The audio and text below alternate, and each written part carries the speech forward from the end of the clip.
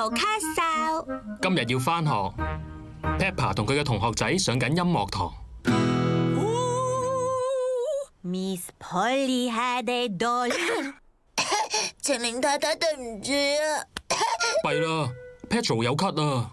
唔使擔心，等我叫鐘雄醫生過嚟啦。你好，我係鐘雄醫生啊。醫生你好啊，我係晴玲太太啊，有個小朋友病咗。唔使擔心嘅，我即刻過嚟你嗰度啦。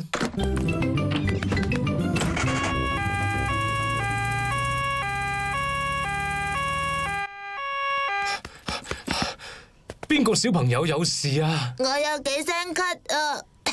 我知道啦，咁你因為喉嚨痕咳啊，定係心口唔舒服咳啊？我唔知道啊，不過我咳起上嚟係咁噶。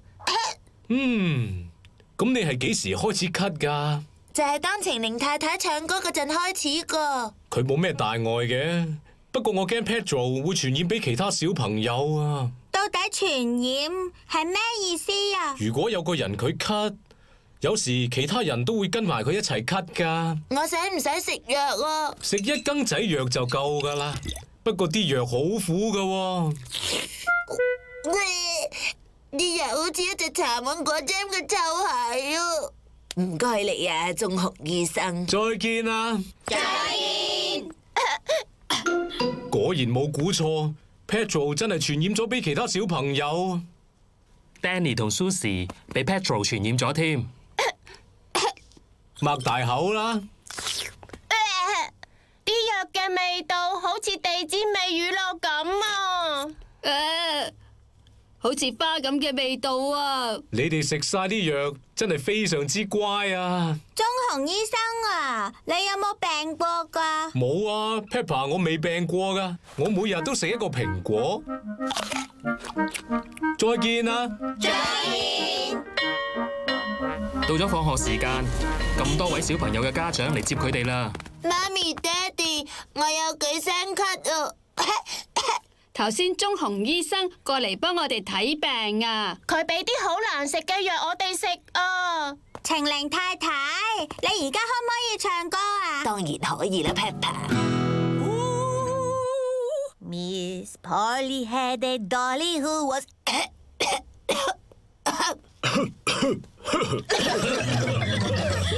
弊啦，所有大人都俾 Pedro 傳染咗啊！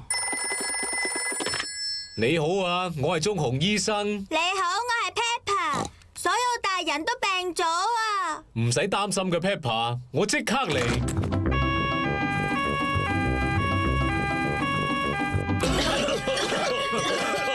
大家好嘛？係咪俾 Pedro 傳染咗啊？咁好啦，大家排好隊，跟住擘大口。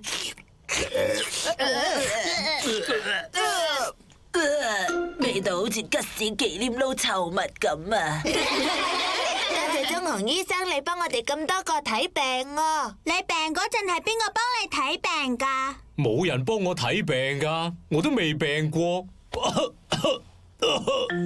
弊啦，連鐘雄醫生都俾 Pedro 傳染埋啊！唔使擔心嘅，再見啦！再見。鐘雄醫生真係慘啊！佢病咗，但係冇人可以照顧佢。